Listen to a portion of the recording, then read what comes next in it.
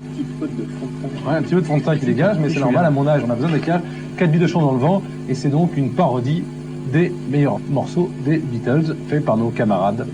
C'est votre grande spécialité, je crois, puisque vous aviez fait, tout d'abord, il y a quelques années, une parodie des Sex Pistols. Oui, ça s'appelait les... Sex Bidochon. Ouais. Et ensuite, vous aviez fait un disque... ce champignon, une fois que tu réponds. Et ensuite, vous aviez fait une parodie des Rolling Bidochons. Des Rolling Bidochons, donc des Rolling Stones. Est-ce que c'est difficile, ce genre de travail? C'est très difficile. Ouais. Tout est difficile. Le fait de se lever déjà le matin, c'était un peu difficile. Alors t'imagines d'aller en studio, d'enregistrer, de jouer, même si on joue mal, de chanter, tout ça, c'est une accumulation de choses difficiles.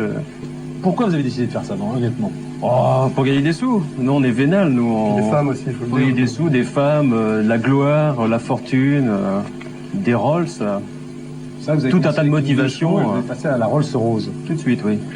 Qui écrit les paroles? Eh bien, j'avoue. C'est toi qui, comme Metz, oui.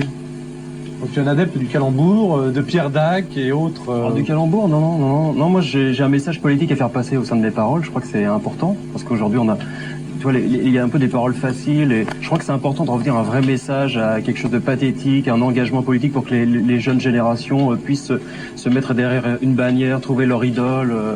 Donc il y a une loi de 57 qui permet de parodier les paroles des chansons. Oui, tout à fait. On a des amis magistrats qui sont arrangés en 57 pour faire voter cette loi afin qu'on puisse faire nos exactions quelques années plus tard. Est-ce que c'est dur de jouer les morceaux comme à l'époque? C'est épouvantable, ouais. C'est épouvantable déjà pour des histoires de matériel, parce que bon, tu vois, on se retrouve avec des amplis, des batteries, des trucs tout neufs, tout rutilants. Et il faut que, dans un premier temps, qu'on les fasse vieillir de 20-30 ans en quelques minutes, quoi. Je connais quelqu'un qui peut vous aider.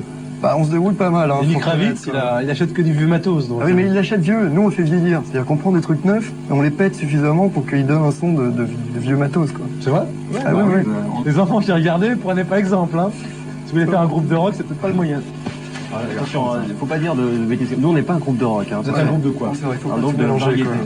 De variété. Pas variété alternative, mais de variété, quoi. Ouais. Et vous donnez des concerts? Et ça nous arrive en plus. En plus, on vient de faire une petite chose. Là, on a fait la nuit de l'Esseuil il y a quelques jours. Je crois qu'on va se faire... Mais on dit gala, nous. Tu vois, dans notre milieu, on dit gala, on dit pas concert. Non, on a été où? Donc, quelques galas. Quelques galas, quelques concerts. On a joué un petit peu partout en France. De plus en plus, en fait, on le fait par hasard. Au départ, on voulait pas trop. Et puis, ça se passe pas trop mal, alors on le fait. Hein. Y a pas de raison.